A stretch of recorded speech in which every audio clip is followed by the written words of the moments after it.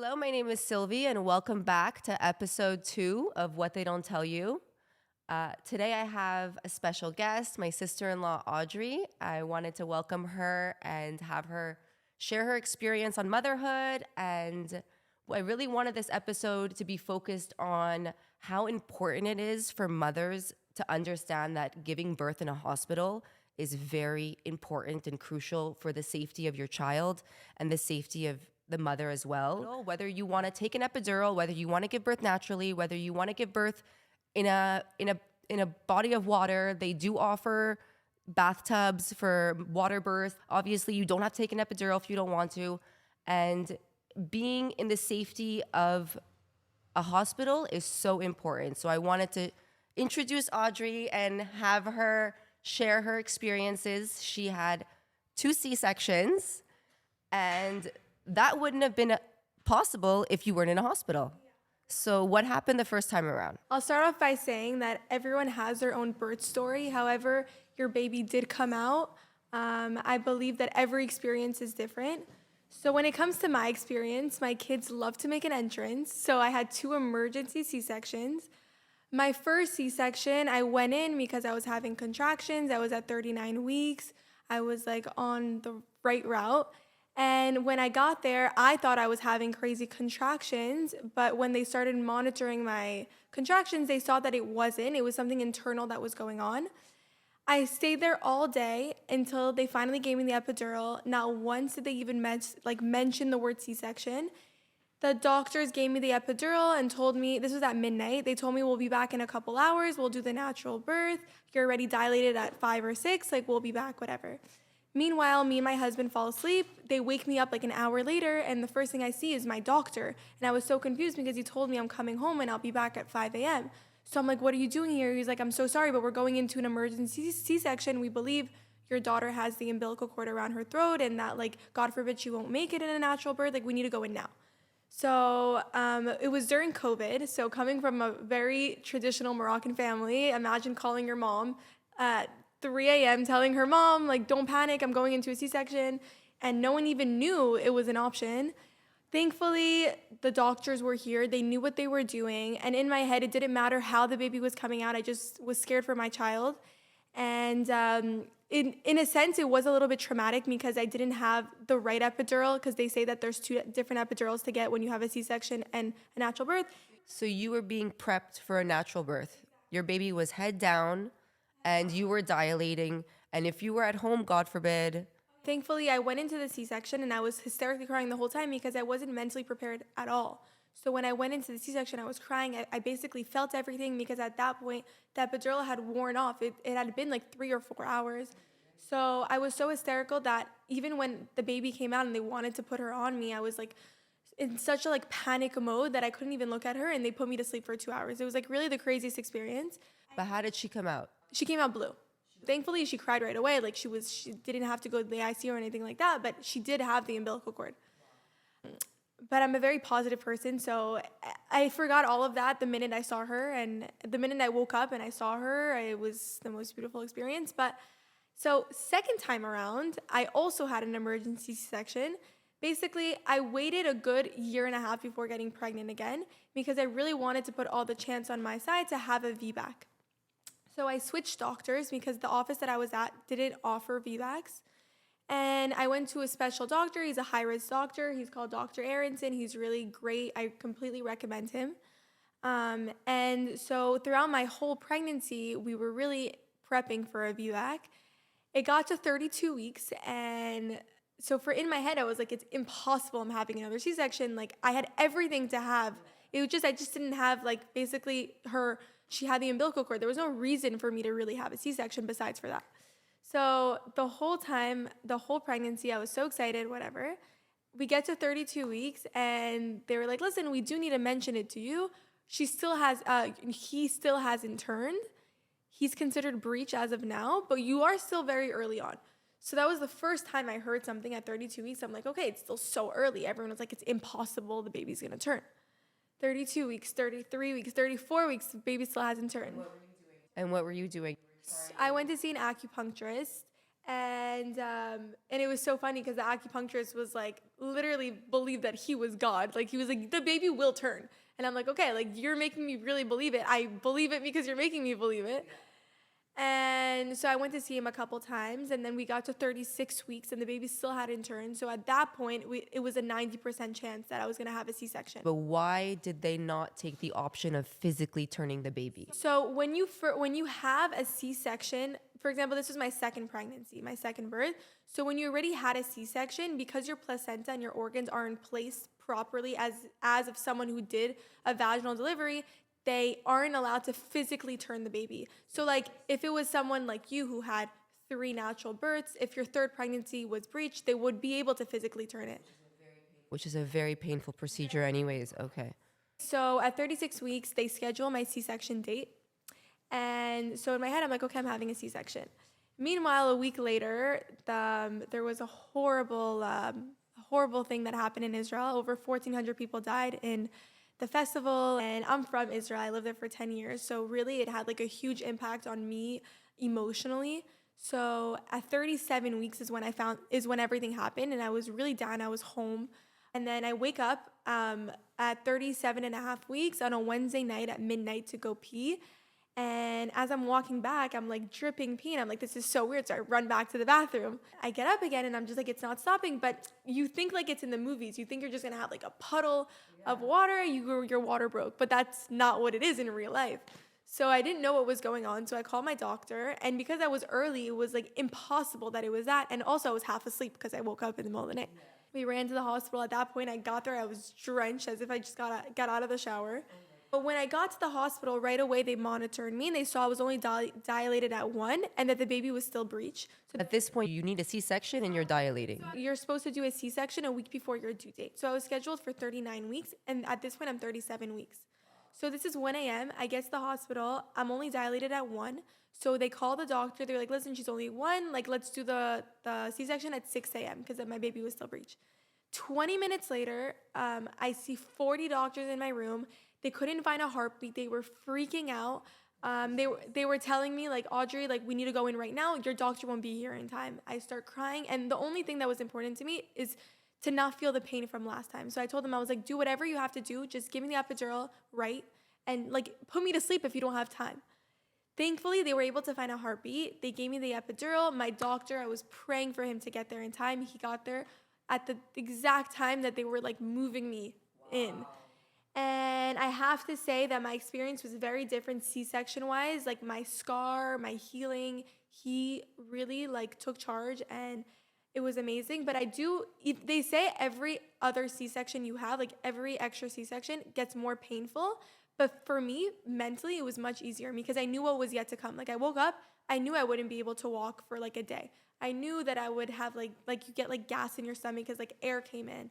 And that, like, you're going to be in pain. Like, I knew all those things. So, yeah, I was in pain. So these are things you didn't know before. I didn't know because I wasn't supposed to have it. Like, it wasn't even, like, they woke me up to go into a C-section. It was an emergency. So, I didn't even I didn't know anything about a C-section, you know? So when you have a C-section, you basically can't even pick up your baby. Physically can't move when you wake up. So, you're numb from here to here. So, yes, I can move my arms. Like, if someone hands me the baby, I can hold the baby. But I'm not able to walk. No. For at least a day, you're not able to walk. You're not able to get up. You don't feel your legs. You're completely numb. Wow.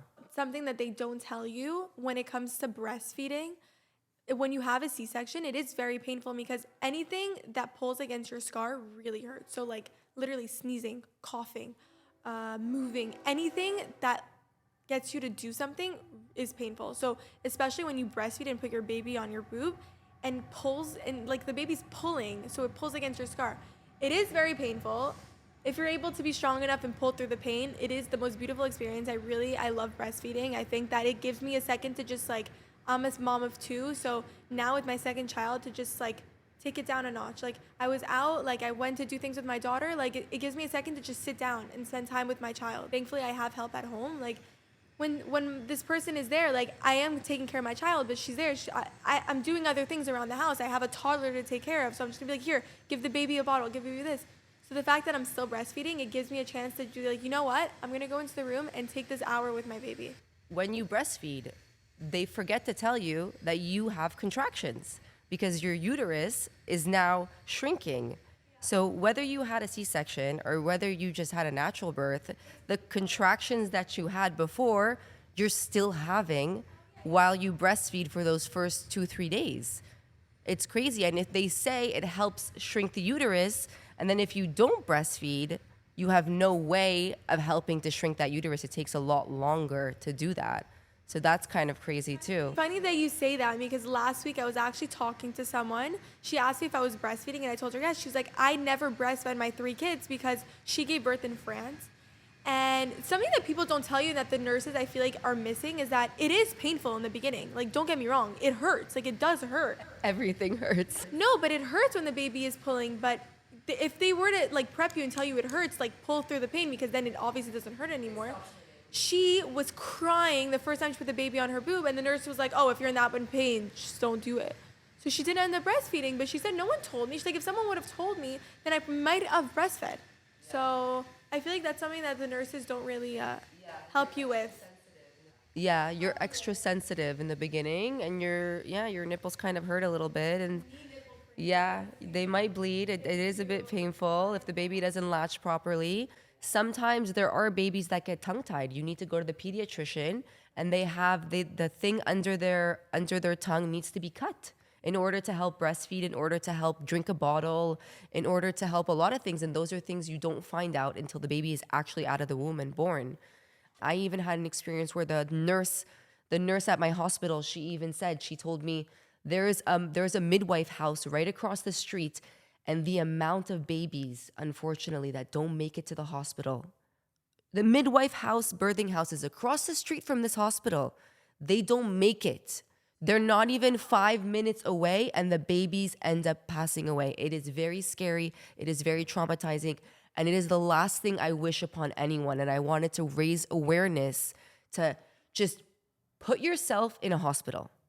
Please, for the safety of your family, for the safety of your kids, for the safety of yourself, put yourself in a hospital and trust the people that have been trained in this and have the tools and the equipment to save your life, because your babies were monitored. Your babies there is a monitor for the baby and there's a monitor for you when you're at the hospital. They were able to tell you there's no heartbeat, God forbid. They were able to tell you her breathing is not right. They were able to tell you there's no more movement, God forbid. So these things, they're able to tell you with the technology that is given to them. When you're at home, you don't have technology. But just look at my experience. If I was to do it at home, then both of my children wouldn't be here today. And I don't know. I'm not a doctor. How am I supposed to know? I don't know anything.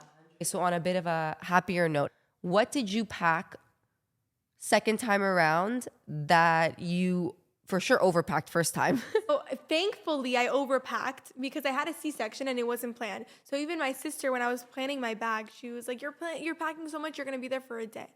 Honestly, I'm like an overpacker, but not only that, I didn't know which sweatsuit I wanted to wear. So I brought like 4 different ones, and I packed so much for the baby because all the outfits were so cute.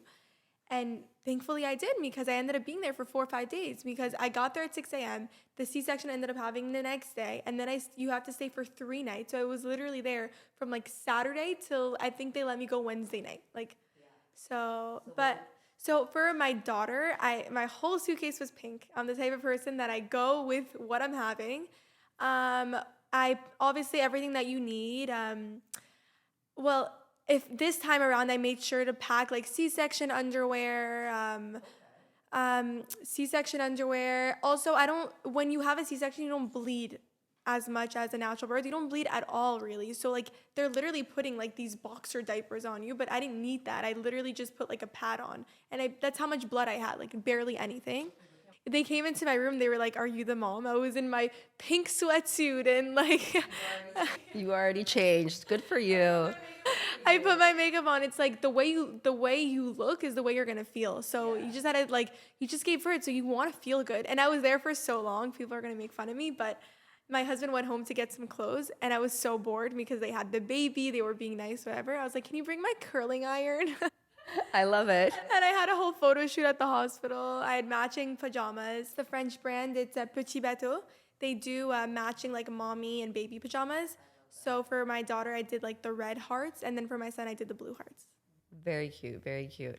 Yeah, it's funny you say that you brought your curling iron because for me, I remember with my first birth, I was a hot mess in those pictures. You only get one time at those newborn shots of you giving birth. So my hair was in a bun. I was like, no makeup, no lashes. Maybe I just did my nails. Like that was really it. And then for my second and third time around, I remember the last three, like from 36 weeks on, I started to make sure that my hair was done. I was like, okay, like it could be any day now. I want to make sure that I am like somewhat put together in the photos because those are like forever and ever. And it's funny because my last pregnancy, I ended up giving birth at 37 weeks. And that day I was like, okay, I'm going to do my hair. And it was like the first day that I actually did my hair, I went to the doctor's office and the nurse there goes, wow, your hair looks so good. And I'm like, oh, thank you. I ended up giving birth that day. I ended up walking into the doctor's office. I was having contractions. And mind you, I remember the first time with my first child that the contractions were so severe that I was waiting for those contractions. I'm like, okay, like I must not be in labor yet because I'm waiting for these crazy contractions. And I walked into the doctor's office and I was timing the contractions and I could take them. I had like maybe a higher pain tolerance. And I get in the doctor's office. She checks me and she's like, you're 5.5 centimeters. I was already in labor. She's like, I'll meet you at the hospital. So thank God I did my hair that day. I went straight home. I got my bag. I went straight to the hospital and I ended up having my daughter that day. I think that from 36 weeks, you should definitely have your suitcase in your car. Exactly. Or you need to start packing your hospital bag. 36 weeks pregnant. You don't know what's going to happen and you want to be prepared. So with my son, it was in my car, but I left from my house. And with my daughter, I gave birth on a Friday night and I was sleeping at my mom's house. And at 6 a.m. Saturday morning is when I thought I was feeling contractions. So thankfully, I just left from there. The car seat was already installed. My suitcase was in the back. Like everything was ready to go. So you don't know what can be, you know? So you did already install the car seat. You have to install that car seat, yeah, because you're not going to panic. They don't let you leave the hospital without the car seat installed properly. The nurse will come check your car and make sure that it's installed. Yeah. Everything was there, yeah. I remember with my daughter, I had no idea how to like put her in or like move it or like I didn't know what I was doing. And I remember asking like the security guard, I was like, do you know how to do that? And I felt bad because the nurse had already left. Okay, we figured it out, right? I wanted to ask you, what did you have prepared knowing that you were coming home and having a baby? Did you already wash the bottles? Did you already wash the clothes? So yeah, so I'm like the type of person that I need like I'm not like I can't wait. Like I need everything to be ready, like the room. I need everything to be in place. Like I'm like even my house. Like when you come into my house, like I can't have one thing out of place. Everything is always organized. So I needed everything to be done just like that. So the baby's room was finished. Like the diapers were in the drawer, the wipes were out. Like everything was labeled, everything was ready. And then as far as bottles and everything like that, everything was sterilized. I sterilized my bottles every 2-3 days. Everything was ready to go. My bag, I had my pacifiers, I had everything. Everything is always because that's the last thing you want to do is go home and start doing all this. You're tired. The thing is, when you're a first-time mom, when it's your first child as opposed to your second, everything is new to you. So like the first cry, the first changing of the diaper, the first everything, even if you have experience from like friends or siblings or whatever, it's never like your child. This is your full responsibility. So to not have everything ready at home and to come home to have to do all those things, it's just going to give you more anxiety and pile on more things to what you have to do. So try to get a little things out of the way so that when you get home, you feel better, you know? You're ready to go. Yeah. Even breastfeeding, how to use the pump for the first time, how to do this, how to do that. Like all these things are new and you get anxious. You're just like, and the baby's crying. Why is the baby crying? I just fed him. And the colics and the this. So always has to burp. The baby always has to burp. If they're crying and you already fed them, they need to burp. And exactly like you said, like some babies get the twisting of the tongue, but when you're a first-time mom, you don't know any of these things, you know?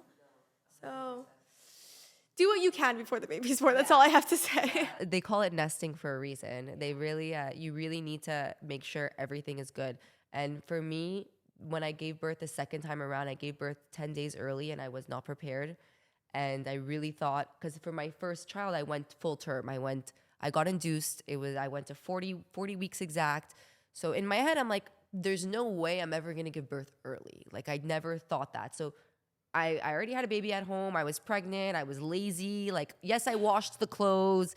Yes, I got everything ready, but the bottles and all of that, I didn't clean any of that. So finally, when I gave birth, my mom panicked, and thank God for my mom. She ran to my house and she's like, "I got the bottles. I got everything sterilized. I got your pump out. I got everything ready for you." And it was like this whole thing that she saved me, because these were all the things that I knew.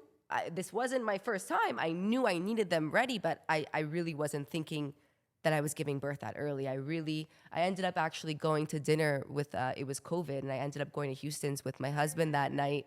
And it's a funny story. I was having contractions as we're sitting there eating dinner, and I'm like, it's fine. I'm just timing them. I'm like, maybe just because I'm out and it's COVID, and maybe I'm just like nervous. There's people around. Like, I'm having contractions, and the contractions weren't stopping. I finally told my husband we were done with dinner. I didn't want to tell him when we were having dinner that I think I'm in labor. And I only told him when he was pulling up to the house, and he started panicking. He's like, "I'm making a U-turn. We're going to the hospital." I was like, "No, we're going to go home. We're going to go get the bag, my suitcase. We're going to go get the car seat." Yeah, so basically I was in full-blown labor. My contractions weren't strong enough, and I thought it was a false alarm, but it wasn't. I ended up going to the hospital and giving birth like literally not even 5 hours later. It was kind of crazy. But every experience is different, and that's kind of how it is. But how is your experience from 1 to 2 kids? People are gonna laugh. So with 2 kids, I have a live-in now at home. I have a full-time nanny. So my life is better because I have 2 kids. I have full-time help, as opposed to when I just had my daughter and I just had like a nanny 3 times a week, which is also a lot of help. But there's nothing like having someone that's always home. So anytime I need anything, like, she's just there. And honestly, she's a great person. I like her a lot. She always has a smile on her face. She's always looking for things to do around the house. She's never just like sitting there. The second I wake up, she takes the baby because she knows I'm exhausted from the night. I'm dressing my daughter for school. So honestly, like, thank God. Like, I'm just happy to have like a beautiful, healthy child at home. And obviously, yes, it's hard because you have a toddler, and to have a baby and to not sleep at night. And then, like, just take last week, my daughter had the flu. So she's 2 years old. She has the flu. She's super cranky. She's not wanting to take the Tylenol. I'm fighting with her at 3 a.m. So when I'm not fighting with her, I'm feeding the baby. So I'm like going all week with no sleep. My husband's sleeping through the nights. I swear, I want to sleep like husbands and men. Like, they don't hear anything. He wakes up and he goes, "You're the best. You're the best, Mom." I'm like, yeah, thanks. And so listen, obviously there are harder times, harder weeks, but as they grow, it does get easier in a sense because they're sleeping a little bit better. And listen, I have boy and girl, so it just like, it's so weird to like, so even like my experience with just like changing my son for the first time, like his diaper and like getting used to all that. What do? You're supposed to tuck it down, right? So no one told me, very important, no one told me to put it downwards. He will pee on himself if you leave it up. He peed every single diaper. I didn't have enough clothes at the hospital when I'm an overpacker. No one, the nurses didn't tell me. The nurses didn't tell you. They didn't tell me to put it down. You see, these are things we forget. We forget to share to boy moms. Make sure you tuck it down. And also, the second you open a newborn baby boy diaper, he will pee. He will pee on himself. It will go up and over. It will come to you. So make sure there's tissues next to you. Grab some tissues, put it on. That's what my mom taught me. Put the tissues on, and it'll absorb. And you can finish changing his diaper and go. You get lazy to find the tissues. She's like, "He's not gonna pee this time. This time he won't pee." And then he's like, "He's done." And you pick it up, he's not done. He's still peeing. That happened to me, and my son literally peed all over himself. I felt so bad on his face, and he was going, and I'm like, "Oh my God, how do I stop it?" And I had no tissues. It was like a whole mess in itself. In the middle of the night when you can't see and they're pooping and they're peeing and you're just like, "I'm so tired," and you just sleep and pee and poop because you're just so tired. No. I have to change them on an actual next to me. But them, yes, but me, no. No, why? You change them on your bed? But sometimes you're so tired, they pee, they poop, and then you just get a towel at that point and sleep on the towel. Nope. See, that's why I learned my lesson. I used to change them on the bed too, and it was not fun. You have to change them on like an actual pad because it's the middle of the night. I recommend also with my son, I didn't use with my daughter, is the hatch. I love that it has like in bulk, like the time. I love that. So it's like every time I'm looking and I'm like, okay, I know what time it is. And also that you can like with the app, you can put the brightness up and down. I'm not someone who uses like the music. Like I just don't do that. I really love the hatchet. Me too. I loved it because I even still use it with my daughter now. I love it because it helps them, like depending on the sounds that you pick. So for my second daughter, she loved the lullabies. So I'd put the lullabies for her and she would literally just fall asleep. And my third daughter, she literally like has the ocean sounds and she loves it. And if the second she hears it, she needs a pacifier and she's out. Like she knows it's time to go to sleep. Yeah. Yeah, I love that. And then also I wanted to ask you, her lips swell. I can mention that my daughter's lactose intolerant. Early on, when I just stopped breastfeeding, she was like a little gassy. And also being a first time mom, I didn't really like the doctor just like, okay, let's put her on a non-dairy formula. So in my head, like I'm listening to my pediatrician. So right away I put her on a non-dairy, which was fine. But I felt that the reason, like I don't know, I'm not a doctor, but I felt that she was very sensitive after the dairy. So when I first started introducing dairy, she would get like some allergic reactions, nothing bad, but it would be like a little patchy. I think that it's my fault. I should have because it wasn't bad, it wasn't severe. So I should have like fought through the allergy and like continued giving it to her and maybe she would have outgrown it. So for me, being a first time mom, I didn't know. I was like, okay, she's allergic. So I stopped giving it to her completely. So after like a couple months, she actually became allergic. Like she throws up anytime she gets dairy in her mouth. Her lips swell up. I waited 6 months to see a really good allergist, and they prescribed an EpiPen because she's super allergic. They did the testing in her back, and they say that most kids before 5 years old, they tend to outgrow their allergies. So every year you come back and they redo the testing. But she's not allergic to baked dairy, but baked dairy, like little bites or cookies that are baked or whatever. But she's highly allergic to like actual dairy, like milk, cheese. But so with my son, so when you talk about introducing foods, I'm really going to try, if I see that he like gets any allergies to anything, I'm really going to try to like, if it's not severe and it's not dangerous or anything, to push through them, because I think that you need a couple times before you really know. And do you eat dairy often or no? Me, yeah, I love dairy. I love coffee. With real milk? Real milk. I'm a whole milk kind of girl. So was she having a reaction when you were breastfeeding her? No. Sometimes they say, like, if babies are allergic to strawberries, the mom needs to stop eating strawberries because it goes through the breast milk. But yeah, my son was super colicky a couple weeks ago. So they tested his poop, his stool, and they saw that he's very sensitive to dairy. So I definitely like cut down on my dairy, but I didn't completely stop. Like I still drink my coffee in the morning. He's okay. Like he might be a little bit uncomfortable, but it's fine. But there's no physical reaction, God. No. So I'm not trying to like kill him or anything and like give him full on dairy all day, but I do still drink my coffee. Okay, yeah. I feel like they also don't tell you that when you do breastfeed, you have to eat so much. You have to eat so many carbs. You have to eat like so much fatty foods because that's going to make your breast milk thick. It's going to make it fulfilling for the baby. Because if you're like, I just gave birth and I want to starve myself because I feel like a whale and I've been a whale for 10 months basically, like a lot of women will eat things that are going to make your breast milk gassy to the kids. So like broccoli, salads. You can't eat any of that. No one tells you don't eat that. You learn the hard way. Yeah, my mom yelled at me, you can't eat that. You can't eat this. You can't eat that. And I'm like, what do you mean I can't eat that? She's like, well, your breast milk is going to make the baby gassy and it's going to do this. And I'm like, but how? And it's true. It really does. I found a huge difference of when I was actually drinking soups and eating good proteins. The baby was sleeping better. The baby wasn't so gassy. I had more of a stretch per se. The baby was going instead of every 2 hours feeding. It was now it was 3-4 hours. And it got to a point where at 4 months, my third child, she was able to do the whole night because the breast milk was so fulfilling for her that she was really able to do the whole night. And a way to test your breast milk to see how fatty and I guess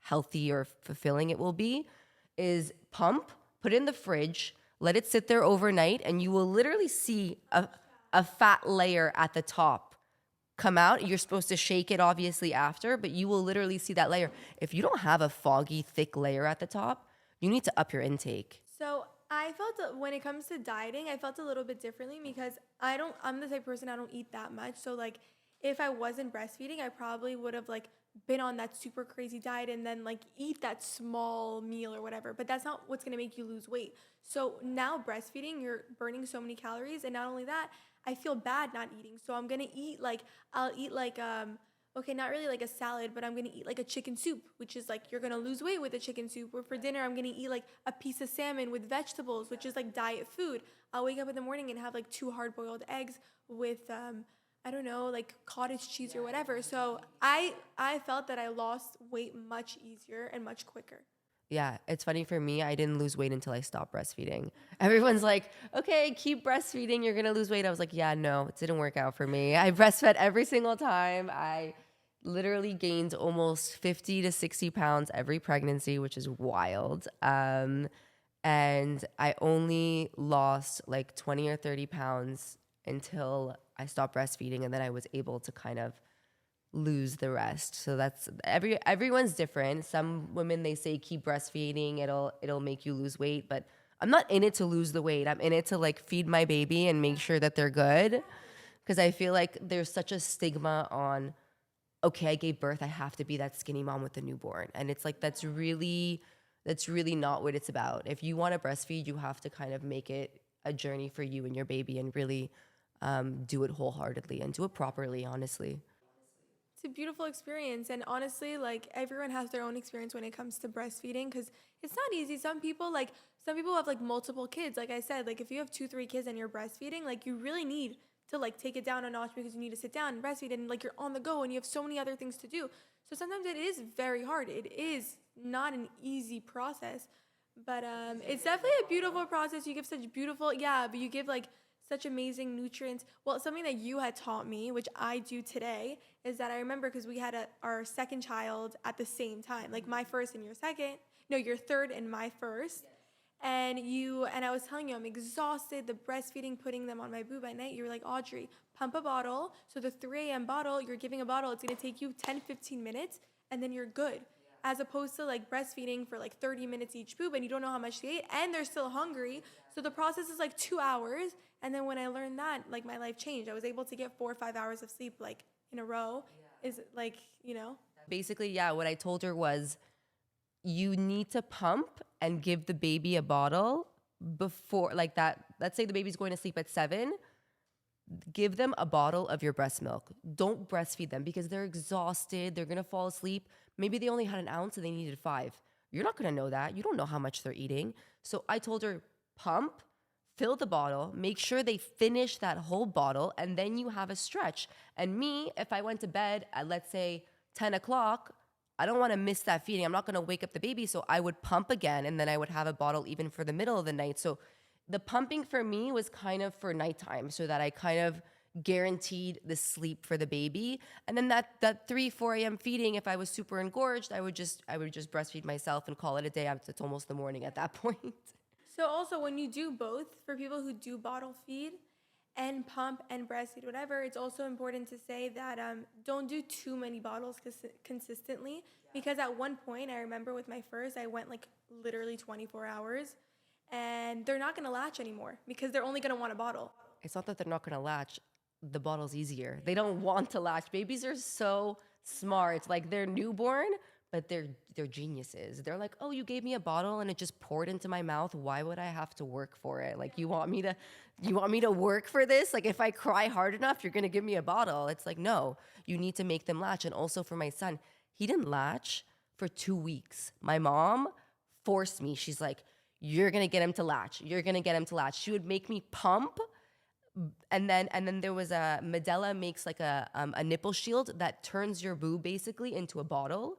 And there's 3 little holes, and you can literally basically make the baby think that they're drinking a bottle, but they're really drinking your boob. So I had to buy these nipple shields, and it really helped me help him learn how to breastfeed. And then eventually I would take the shield off, and he would be able to breastfeed. And I was able to breastfeed for 6 months. I only used the shield for 2 weeks, but without that shield, I would have given up. I would have been like, no offense, F this shit. Why am I breastfeeding? It's like complicated as hell. Like, I didn't even know this shield existed, but my mom and her Google, Amazon, like, knew there must be new things out there.